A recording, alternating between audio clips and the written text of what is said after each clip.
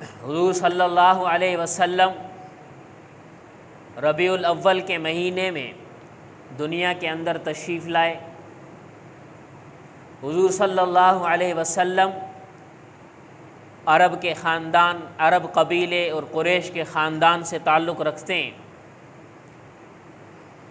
عرب اور قریش کا خاندان عرب کے اندر پہلے ہی زیادہ معزز تھا، اور حضور علیہ الصلاۃ والسلام کا دادا عبد المطلب عرب کے سردار ہوتے تھے۔